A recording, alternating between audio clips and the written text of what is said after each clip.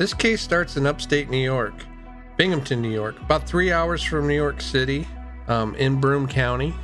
There were some allegations that came out last week that a owner group of downtown bars were drugging and SAing their patrons, and possibly maybe their employees too. I'm not quite sure. This is the home of Binghamton University, college town, so lots of people going downtown to drink. It's been somewhat, in my opinion, minimalized. I've only found one other YouTuber covering it, and so I figured we would try to cover it and bring some attention onto it.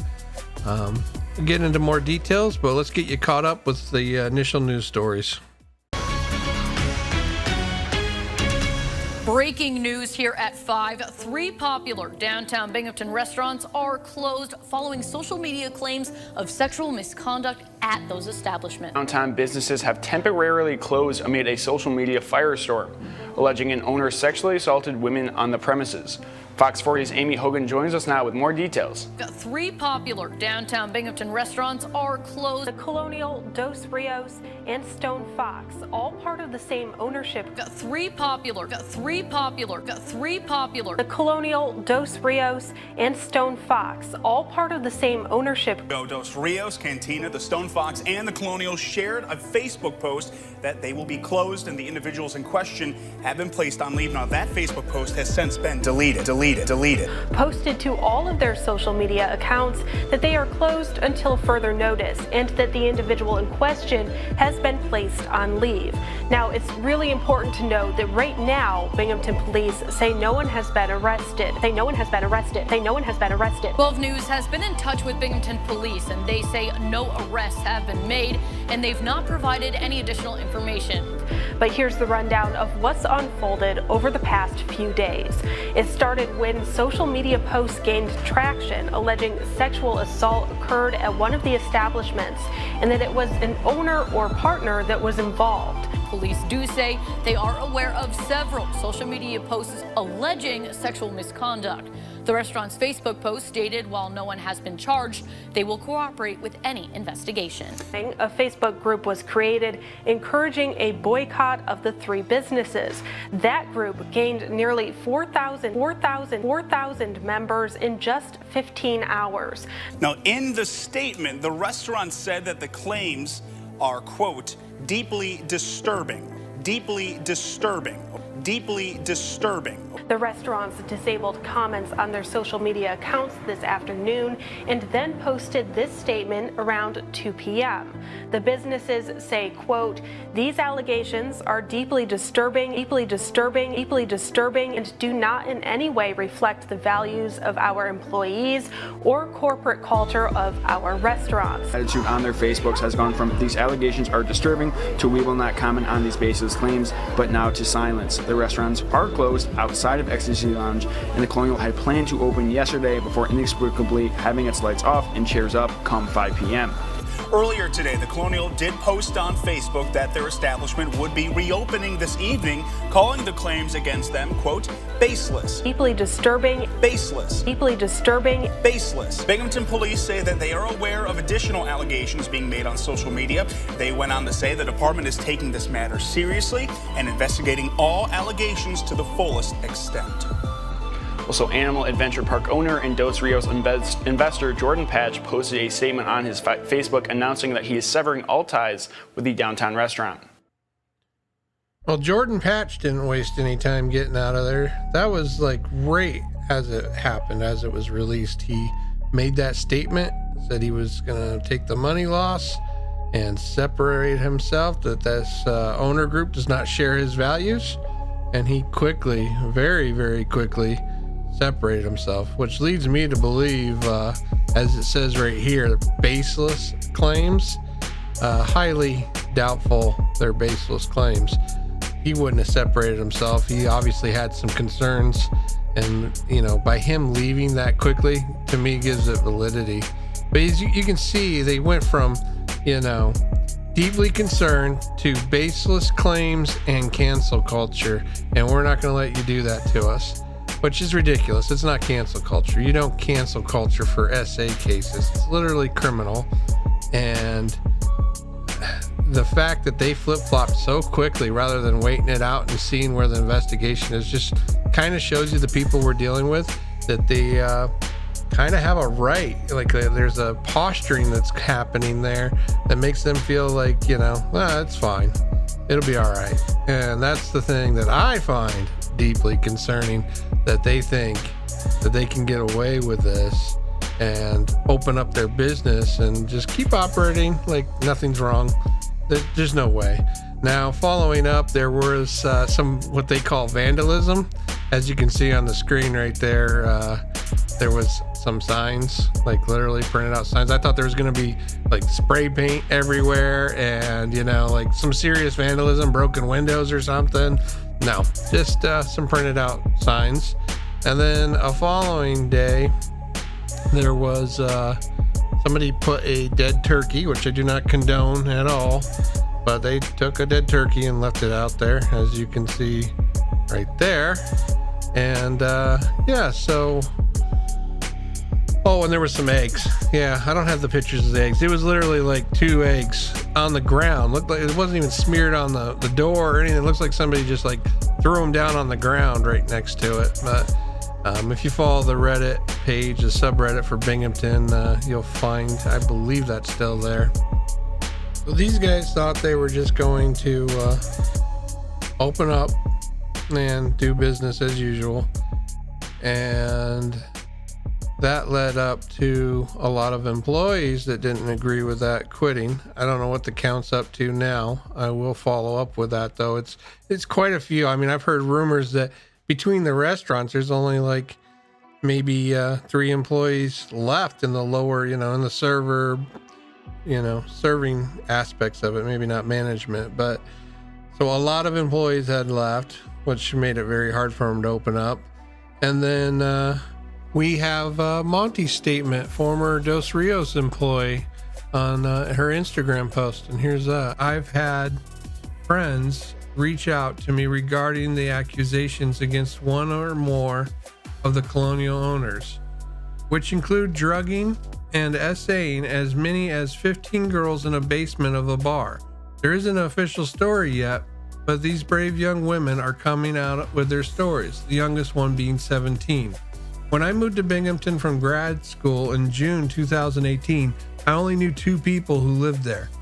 The day after I moved in, I got a job at Dos Rios. In my first week, I had to explain to the owners why hosting a mustache and a sombrero party was inappropriate. Bad PR, I told them. Knowing that ethics would be enough to persuade them, when I voiced my concern, I was met with, "Maudie, I thought you were cool." Yeah, that sounds like a nice Predator line right there if I ever heard one. I spent every day of the week at Dos Rios. We worked as late as 2 a.m. and went in as early as 10 a.m. on the weekends. We would all go out together after our shifts, and there was a family type vibe that was created. I know it's the same for the Colonial. I became friends with one of the owners. He lived above the downtown bars and would have myself and other servers back to continue the party. It always felt safe, even if we crashed there for the night.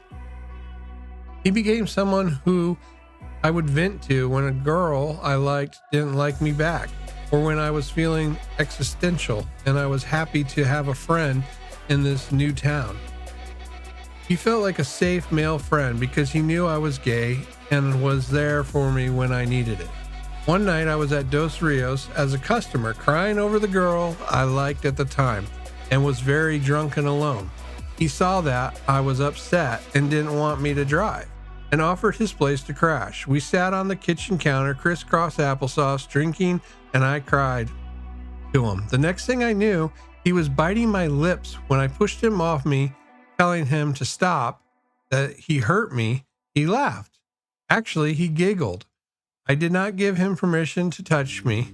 I don't remember anything after that. I do know because I checked the next morning that around 3 a.m. or so, I text my best friend at that time.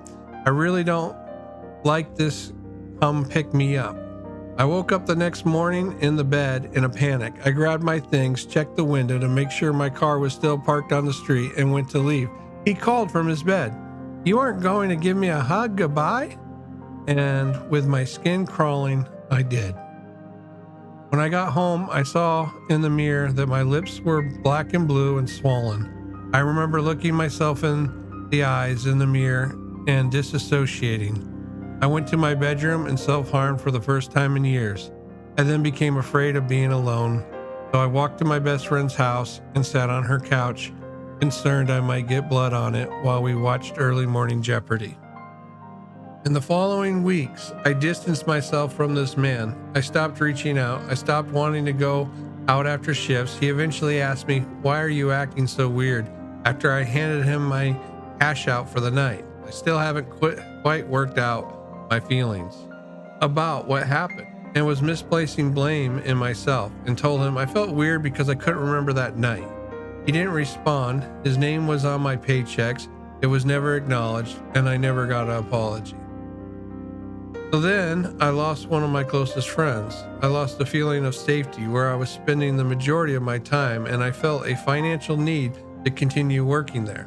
So I did. I attended my manager meetings where the 3 female managers were never taken seriously, where we would discuss firing and hiring staff as if it meant nothing, where I was instructed to always have management's side when servers came to me with issues, where I was told that you're a manager now, so you can't fuck or do drugs with the servers.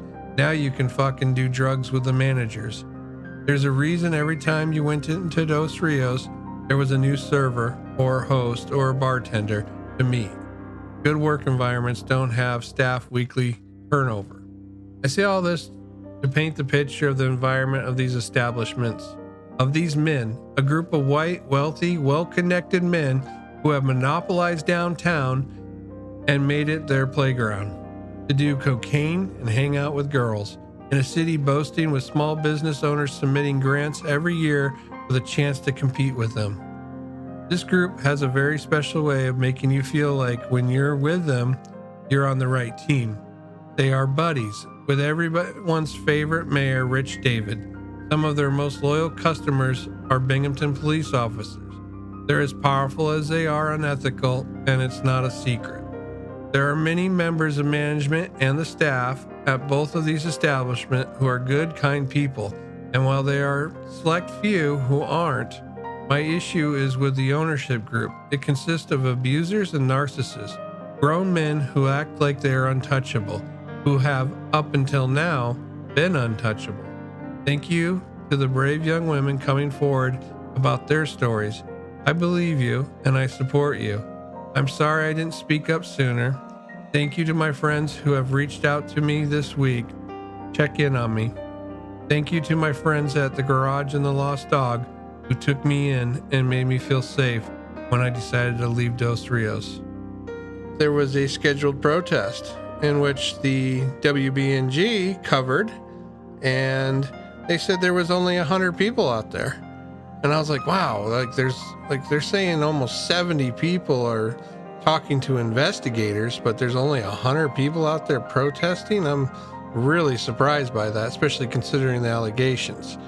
And it turns out there were a lot more than that. That's just what they reported. And thank goodness we had a YouTuber / consulting company, I believe he works for, but Michael Voss from the YouTube channel No Soundbites Allowed found out about it just a few hours before it was starting and ran down there and got us some footage. And I'm going to play some of that for you right now. I will say, though, that Press Connects 3 days later or 4 days later did follow up with an article reporting that there were 500 people. So, and that is way closer, as Michael Voss reported about 300 to 400 when he was there. So here's some clips from his footage. If you'd like to see the whole thing, go to No Soundbites Allowed. He has a couple hour stream that he did with all the unedited footage. But here's a few clips for you to get an idea of what it was like.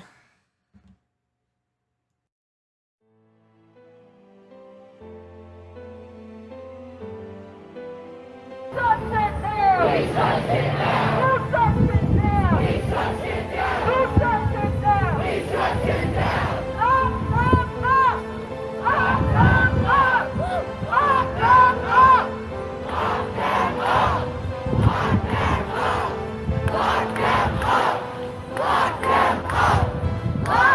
So yeah, we're over 300, I think, at this point.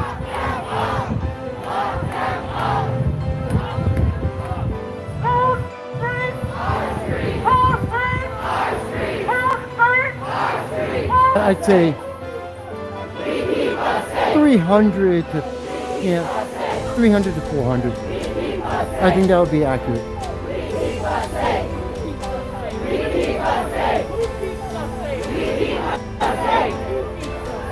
Yeah.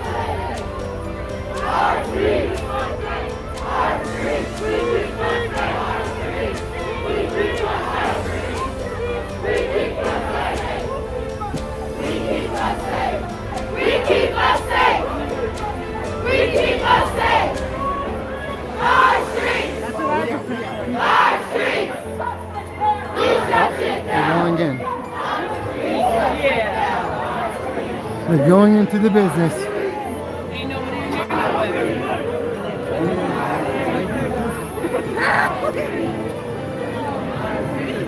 Several people gone in. So. Up! Lock them up! Lock them up! Lock them up! Lock them up! Lock them up! Lock them up! The lights are off inside the business as well as outside. There's a large crowd inside the business at this moment. I am a survivor of child sex trafficking. I was trafficked when I was 14 years old up until I was about 16. So I've been sexually assaulted numerous of times. I was away from my home. That was about 3 years I was missing from home. Police didn't look for me. Nobody looked for me. Luckily, I survived and I'm still here and I'm allowed to tell you my story.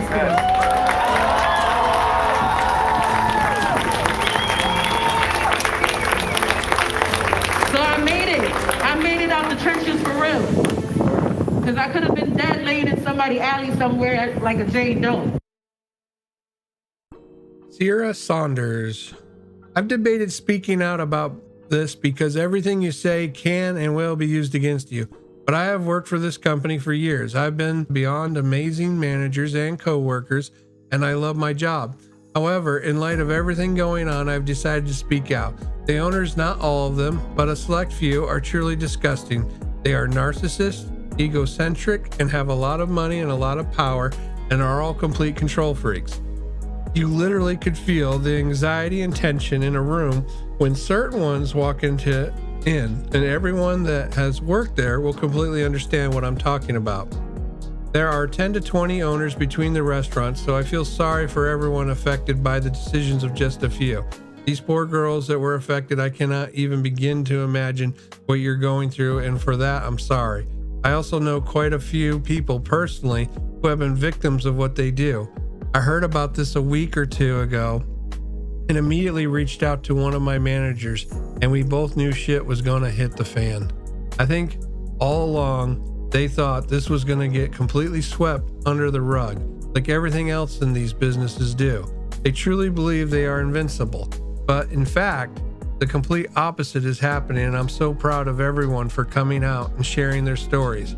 I haven't worked for a few weeks now, but I asked someone I worked with, is this ever going to get addressed? Because all they were doing was staying silent. And not only that, but just walk around downtown like nothing's going on. As soon as the accusations conspired, the employees should have been automatically notified, but instead they just kept doing events and posting on their social medias like two of our owners, two girls. They are selfish and will never see anything but their way and have always been like that. They have power in this county and get away with literally everything, but this was too big of a scandal to cover up. If you go out somewhere, please just be safe and know who you're with and be very aware of your surroundings. I hope they get what they deserve. I hope you're right, Sierra Saunders, that this does not get swept under the carpet. That's my concern. A while back, there was a picture on the Instagram, still there, I believe, where one of their bartenders is in a bathtub naked full of chicken wings. I was with this bartender directly after this. She did not know that was what she was going to do. She went there thinking they were just taking pictures for work, like all the other pictures on their Instagram. Then the guys there, I'm not sure on names, I don't know any of these downtown people, strong-armed her, basically told her, get naked in the tub for the picture. She and her boyfriend had a lot of problems afterwards when she had to tell him about it before he saw it on social media. The district attorney has come out, and I'm going to play that for you next. I'm Mike Korchak, Broome County District Attorney. Over the past several days, our office has received numerous emails and phone calls regarding several incidents that occurred recently in Broome County. We take every call from a concerned citizen seriously. However, we are bound by the laws of New York State not to publicly discuss pending cases or investigations. On TV, crimes are committed, solved, and prosecuted within an hour. In reality, things take time. We work daily with local law enforcement to investigate and prosecute crime. By law, we cannot prosecute based solely upon anonymous information posted on social media. Therefore, if you see something or know something, please say something. Contact the Broome County District Attorney's Office at 607-778-2423 or call your local police department to report criminal activity. Working together, we can make Broome County a safer community. Thank you. It's not like TV in that, you don't just solve these cases in an hour. Well, I can tell you this much. If there's 15 girls out there they interviewed that all said that this happened, that's enough witness testimony to press charges. You don't need anything else. You can build your case while they're behind bars, yet nobody's been arrested? Give me a break. That's ridiculous. Mayor Richard David says the owners of the 3 downtown Binghamton bars can decide when they want to reopen their establishment. Really? The Colonial, the Dos Rios, and the Stone Fox closed suddenly last week amid a growing number of social media posts dealing with sexual assault allegations involving people linked to the business or businesses. City police have confirmed detectives are investigating a November 28th incident involving owners of the Colonial. Hundreds of people participated in a march and demonstrations down Saturday night to show their concern about allegations. On Monday, Mayor David said only the police department and the Broome County District Attorney's Office are involved in the investigation, which he said is moving along. But he said he was not aware of when the announcement of their findings will be made. Speaking on WNBF Radio, Binghamton's Now program, David said the allegations are serious and have really rocked the foundation, our downtown community. The mayor noted that 3 businesses have not been ordered to close. He said they stopped operating because the owners have decided to close them. He said he believes that was a wise decision. David said, I frankly think those businesses probably should be closed until this matter is concluded and they have an opportunity to figure out how they want to move forward. There's the Christmas tree vandalism. I forgot to mention that. That was more recently somebody put a Christmas tree at their door. The mayor said he did not believe anyone has been charged in connection with the vandalism that occurred at the downtown restaurants. David also said he never had a ownership interest in the 3 downtown businesses linked to the investigation or in their management group. The mayor noted he sold the building at 60 Court Street, where Dos Rios is located, about 5 years ago. The owners of the business have declined to answer questions about the police investigation or when the plan to resume operations. Yeah. So, what's not stated in this article is that building at 60 Court Street, I believe there's filings where he sold that building while he was the mayor. Not too familiar with the Binghamton politics, but I believe that he ran on a platform of saying he wouldn't be doing business, like his real estate stuff, while he was in office. And then he tried to do like some kind of silent thing or something and make this deal. And of course, people found out about it right after he said he wouldn't do such things. So he is somewhat connected to this. I mean, he used to own the building that they're at. I mean, that's just a very light connection, but it's still a connection. The other thing I find very interesting is that he says they can open, how do you put it? Let's quote him. David says the owners of the 3 downtown Binghamton bars can decide when they want to reopen their establishment. The Colonial, Dos Rios, and Stone Fox. So you're trying to tell me that with these kind of allegations, that it's not a problem to open? Just open when you want to. No big deal. I mean, he doesn't think they should until the dust settles, but of course they can open it. You know, they have a right to open. So the health department can shut down a restaurant for food poisoning, or a dirty kitchen, or OSHA violations, or poor food handling. And you can lose your liquor license for serving minors. But SAing them, you can't do anything? Not pulling their liquor license or shutting them down until the investigation is complete? Why not? I don't understand.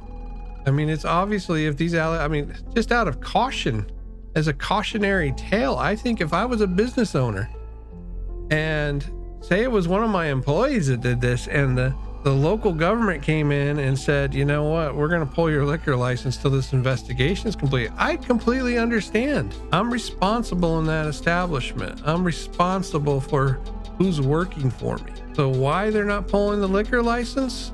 I don't know. It doesn't make sense to me.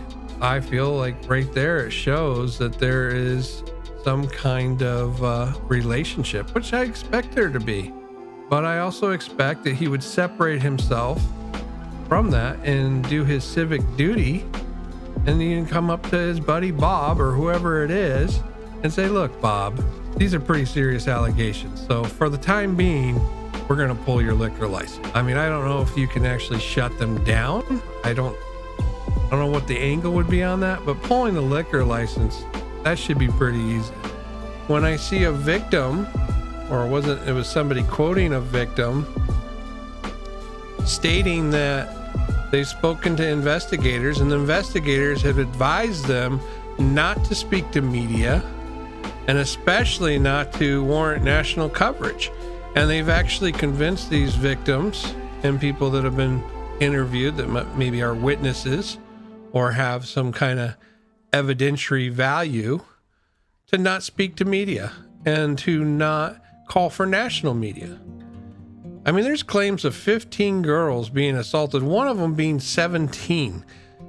You can't tell me this is just a normal crime, that this is just something that's, a isolated incident. This deserves national coverage. It needs to be exposed. And the reason I'm calling for national coverage is because I want that spotlight and that investigative journalism on this case, where they will uncover ulterior motive. Maybe people, didn't actually assault these girls, but they might have known about it, or they might have, been an enabler. What I'm concerned about is the fact that you have a group of business owners that all are involved in this community acting like predators in plain sight. For how long this has been going on for, or allegedly been going on for, that it's been either right under their nose or they've looked the other way and chose not to do anything about it. And there's some very public things that have happened that should have been questioned. I mean, let's start with the very beginning. They make statements and then they delete them. You have one owner immediately leaving. You have Facebooks being deleted constantly on all these different owners. And there's like a hint to me that they feel like they can get away with this. They're just waiting for it to blow over. And that bothers me quite a bit because I know how small towns work, or at least I have a general concept on how they work, as far as businessmen go. And businessmen are involved with politics. They are involved with city planning. They are involved with the mayor. They are involved with the local police department. And there might be quite a bit of ulterior motive from other entities to not bring this fully to light. To possibly maybe put one person behind bars, but not to fully investigate, not to fully bring everybody that is culpable in this. And that's what bothers me. Because from the very start, it's been minimalized in my opinion. You know, let me explain something about Binghamton. Binghamton's a depressed area. It's, you know, it's one of those places where you get a job, you shut up and you do your work, because they haven't had a lot of jobs. They've had a lot of, you know, depression in the area. IBM left, and other businesses had left in the area. IBM polluted, and they really never recovered after IBM left. It's always, you know, it was boomtown before that, somewhat. But after that, so you're talking like 20, 30 years of depression, of a depressed area, an area trying to recover, that this is bad for business. And you're in an area where people need jobs. So your common folks that aren't part of this business group will want to move on from this. They will want to get past it because they're going to be afraid that they're not going to have a job, that business is going to leave. They won't be able to feed their families. And that's always being hung over the people. And when it comes to justice, you know, I hope that we're not going to allow our women and young girls be assaulted in a place that they should have been safe. And that somehow, because that could hurt business, we're not going to do the right thing and fully investigate all that are involved. Can I get your name and badge number, sir? It's right there. Is it right there, R-I-G-H-T or R-I-T-E? One upstairs. Right there. R-I-G-H-T? If you know how to spell, you know which one it was. Right. So it's right, which way?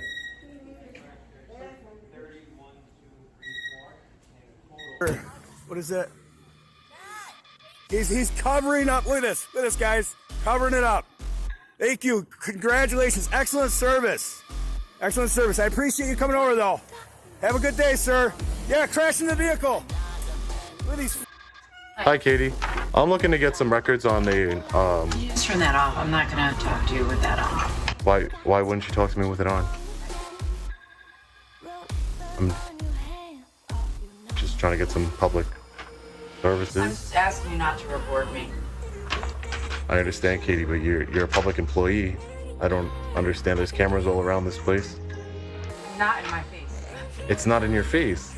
Okay. Well, why do people say that? I'll stand here, and I'll answer your question, and I'm not gonna have you report me. Seahorse over here. I believe these are pictures of the mayor on the wall back here, guys.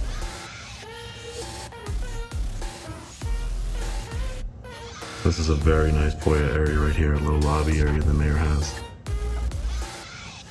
I don't know why they're so concerned. They have cameras everywhere in this building. What's the difference? We can get those videotapes from a FOIA information request. So let's see what the mayor has over here on his wall.